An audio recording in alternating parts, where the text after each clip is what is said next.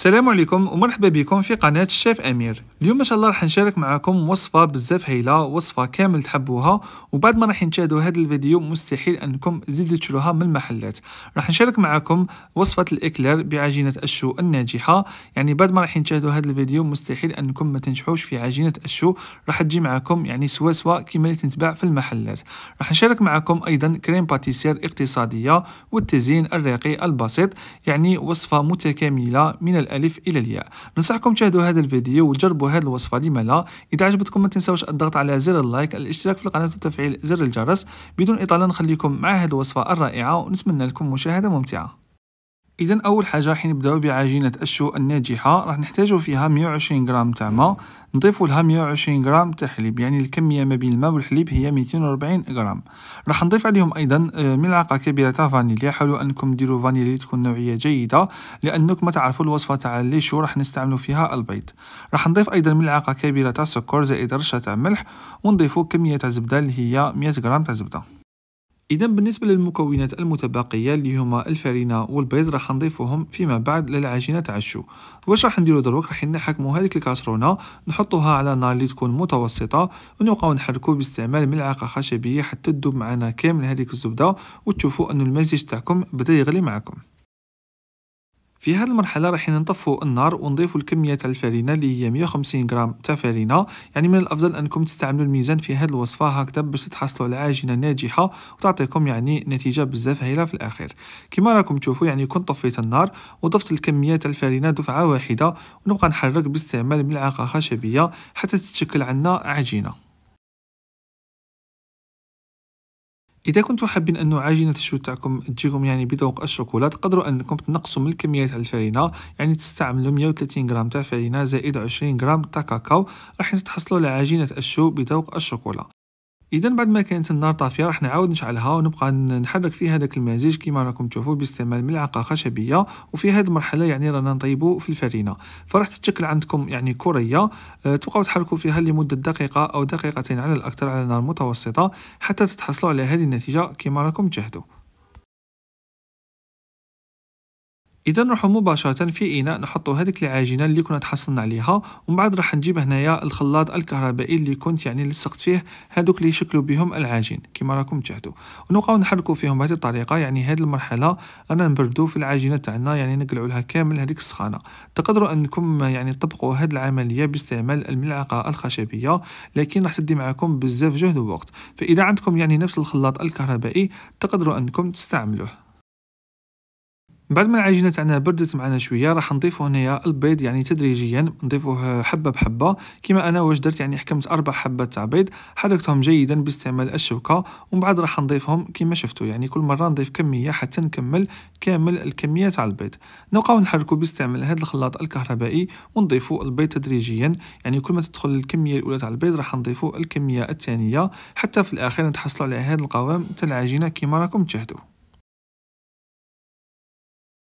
وفي الاخير باش نضمنوا بلي كامل الكميه تاع البيض دخلت لنا في العجين راح نستعمل هنايا ملعقه ونشوف يعني انه كامل هذاك البيض دخل لنا في العجينه تاعنا بهذه الطريقه. ويعني هذا هو القوام اللي لازم تحصلوا عليه في الاخير كما راكم تشاهدوا. يعني العجينه تاعكم تلصق معكم في الملعقه، لكن يعني ما تطيحش، يعني تقعد شاده روحها. اذا بعد ما نكملوا نروحوا مباشره نجيبوا كيس حلواني اللي كنت درت فيه لادوي تاع لي زيكلير، ونفرغ فيه يعني كامل الكميه تاع العجين كما راكم تشاهدوا بهذه الطريقه. حاولوا انكم يعني ديروا كامل الكميه هكذا باش ما تنشفش معكم العجينه، يعني تقعد في لابوش ادوي. ومن بعد مباشرة نروحو نجيبو صينية اللي كنت درت فيها ورقة طهي. تقدروا أيضا أنكم يعني ديروا هذاك الطابي يعني الخاص باللي زيكلير، كما تقدروا أنكم تستعملوا فقط ورقة طهي. وهذه هي لادوي اللي استعملتها، يعني لادوي اللي تكون مسننة، يعني نفس لادوي اللي نديرو بها لي غوزاس بكريمة الشونتيي. ومن بعد نروح نشكل لي زيكلير تاعي بهذه الطريقة كما راكم تشاهدوا. حاولوا أنكم يعني تخرجوهم كامل يكونوا سمك واحد، وأيضا الطول تاعهم يكون واحد حوالي 12 سنتيمتر. اذا كما شفتوا طريقه سهله جدا، يعني كامل تقدروا انكم ديروها هكذا، راح تتفادوا انكم تشروا لي زيكلير تاعكم من برا، يعني يسقموا لكم رخاص بزاف ويعطوكم كميه كبيره كما راكم تشاهدوا. بالنسبه لي يعني هذه العجينه كانت خرجت لي حوالي 12 حبه في هذه الصينيه، وايضا 4 حبات في صينيه اخرى. في الاخير راح نجيبوا كميه تاع ماء، ننزعوا هذوك لي بيك يعني اللي كانوا خرجوا لنا، نعدلوا يعني لي زيكلير تاعنا مليح، ومن بعد نرشوا عليهم كميه تاع سكر بودره باش يعطونا هذيك القرمشه الرائعه، وندخلوهم مباشره للفرن اللي يكون مسخن على 180 درجه، ونخلوهم لمده ما بين نص ساعه حتى 40 دقيقه، يعني كل فرن وكيفاش درجه الحراره تاعه. لكن نوصيكم حاجه، ما تفتحوش على لي زيكلير تاعكم حتى تفوت عليهم حوالي 25 دقيقه، تقدروا انكم تفتحوا عليهم. بالنسبه لي يعني كنت حطيتهم في الوسط، يعني في الرف الوسطاني تاع الفرن، وخليتهم يطيبوا لمده 45 دقيقه حتى يتحمروا معنا مليح. اذا في الوقت اللي لي زيكلير تاعنا راهم يطيبوا، راح نحضروا مع بعض كريمه الحلواني ولا لا كريم باتيسير. واش راح نحتاجوا فيها؟ راح نستعمل فيها 500 ملل تاع حليب اللي هي نص لتر، وهذه الكريم باتيسير يعني تعتبر كريمه اقتصاديه بدون بيض. فواش راح ندير؟ راح نضيف لها ملعقه كبيره تاع فانيليا سائله، ومن بعد راح نضيف عليها ايضا 5 ملاعق كبيره تاع سكر. تقدروا انكم تستعملوا 6 ملاعق اذا راكم حابين ان الكريمه تاعكم تجيكم شويه حلوه. وراح نضيف لها ايضا حوالي 5 ملاعق كبيره مملوءه جيدا تاع مايزينا ولا بودره النشاء.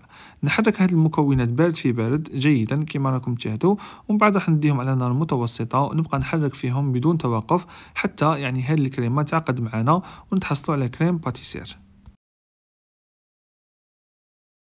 اذا كيما راكم تشوفوا الكريمه تاعنا راهي واجده، راح نضيفوا لها ملعقه كبيره تاع زبده. انا استعملت زبده اوبلين، يعني زبده اوبلين تعتبر زبده بزاف هايله، فيها يعني نكهه الفانيليا، وايضا ما تجيش صامته في البنه تاعها. ونخلط هذيك الزبده جيدا، ومن بعد راح نروح مباشره نحط هذه الكريمه في اناء اخر ونغطيها بابي فيلم، يعني غطوها اون كونتاكت، يعني هذاك البابي فيلم لازم يكون يلامس الكريمه، هكذا ما راحش تشكل عندكم قشره، والكريمه تاعكم تبقى محافظه على القوام تاعها اللي يكون خفيف. بعد ما نكملو نحطوها مباشرة في الفريجيدير ونخلوها تبرد جيدا حتى تبرد معنا تماما، ومن بعد نروح نكملو بقية المراحل. اذا بعد مرور حوالي 45 دقيقه لي زيكلير تاعنا راهم طابو كيما راكم تشوفوا، يعني طيبوهم مارون ما طيبوهمش دوغي كلير، لانه لي زيكلير يعني لازم عليهم يطيبوا بهذه الدرجه تاع اللون، هكذا راح يجوكم بزاف مقرمشين. سمعوا معايا القرمشه كيفاش دايره.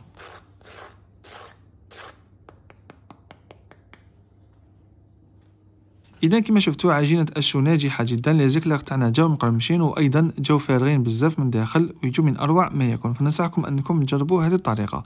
دروك نرجعوا مع بعض الكريم باتيسير اللي كنا خليناها تبرد في الثلاجه، راح نضربها هنايا باستعمال خلاط كهربائي هكذا باش نتحصلوا على قوام اللي يكون خفيف، ونقدروا يعني اننا نبوشوها ولا نديروها يعني في الداخل تاع هذوك لي زيكلير.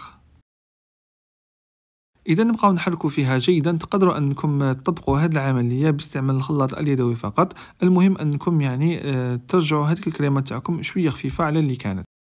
وباش نمد الكريمه تاعي بنه بزاف هايله، راح نضيف لها هنايا ملعقتين صغيرتين تاع بات دو نوازيت، اللي تقدروا انكم تعوضوها بالشوكولاته للطلاء، ولا تقدروا انكم يعني تخلوا الكريمه تاعكم كيما راهي، ماشي شرط انكم تضيفوا لها هذه الاضافه.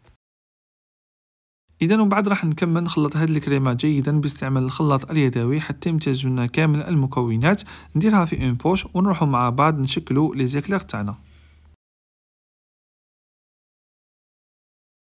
اذا بعد ما عمرنا الكريمه تاعنا في لابوش، راح ندير هنايا 3 ثقوب يعني في الاسفل تاع لي زيكلير كما شفتوا، وراح نعمر يعني هذه الكريمه في الوسط تاع الاكلير. هذه الطريقه يعني تضمن لنا باش الاكلير تاعنا يعني ما نفتحوهمش يبقاو معنا مغلوقين، فقط نعمروهم بالكريمه، يعني نعمروهم من الاسفل كما يديروا في لي باتيسري يعني برا كما شفتوا. راح نحكم معكم حبه اخرى نوري لكم كيفاش نثقبوها، يعني باستعمال خله اسنان ولا عود تاع شوا، ولا تقدروا انكم تستعملوا يعني اي حاجه تكون رقيقه نثقبوا بها هذوك الثقوب تاع لي زيكلير ونعمروهم بالكريمه كيما راكم تشاهدوا. يعني نعمروا في الجهه الاولى ومن بعد الجهه الثانيه ومن بعد نروحوا للوسط، هكذا باش نضمنوا بلي الحبه تاع الاكلير تاعنا يعني تجي معمره مليح. بالنسبه للتزيين راح نحكموا الاكلير تاعنا ونزينوهم بالشوكولاته للطلاء، ونزينوهم ايضا بالشوكولاته بذوق البندق، يعني اللي تعرفوها كامل، يعطيكم يعني تزيين بزاف راقي وايضا يعني اقتصادي، ويعطيكم نتيجه بزاف هايله كما راكم تشاهدوا. حاولوا انكم يعني تنزعوا كامل الزائد تاع الشوكولاته، وهذه النتيجه اللي راح تحصلوا عليها. يعني صراحه نفس اكلير اللي يتباع في المحلات. راح ندير ايضا يعني بعجينه البندق كما راكم تشاهدوا، يعني اللي تكون بيضاء. والتزيين يعني يبقى لكم اختياري، تقدروا فقط انكم تخلوهم كما راهم، ترشوا عليهم كميات تاع السكر بودره، ولا ايضا تخلوهم يعني بالشكل تاعهم اللي راهم عليه. يعني التزيين يبقى لكم اختياري، كل واحد وعلى حسب الذوق تاعو. اذا نكمل نزين كامل الكمية تاع الاكلير ونتلاقاو في الطبق التقديم باش نشوفوا مع بعض النتيجة النهائية. اذا بعد ما كملت وزينت كامل لي زيكلير كيما راكم تشوفوا، هذه النتيجه النهائيه. يعني ما شاء الله الكميه اللي كنا حضرناها عطاتني حوالي 16 حبه تاع اكلير، يعني نفس الشيء كما يتباعوا في المحلات. ننصحكم انكم تجربوهم في البيت، كما شفتوا طريقه سهله جدا في متناول الجميع. اذا عجبتكم الوصفه عنها اليوم ما تنساوش انكم تشاركوها مع اصدقائكم، الضغط على زر اللايك، ايضا الاشتراك في القناه وتفعيل زر الجرس، هكذا باش دائما تتوصلوا بجديد الوصفات. كما راكم تشوفوا هذه الحبه تاع الاكلير يعني نفس نتيجه المحلات. نقسمها معكم باش تشوفوا يعني باللي هذوك الاكلير يبقاو مقرمشين لفتره طويله، وايضا يجوا محشيين من داخل بهذيك الكريم باتيسير اللي كنا حضرناها مع بعض. يعني صراحه بنا على بنا يجي من اروع ما يكون. اذا كما شفتوا كانت هذه الوصفات عنها اليوم، ما تنساوش انكم تجربوها، تشاركوا معي تطبيقاتكم في الانستغرام اللي راه ظاهر امامكم على الشاشه. ما بقى لي غير نقول لكم تهلاو في روحكم بزاف بزاف، نتلاقاو ان شاء الله في وصفات لاحقه. مع السلامه.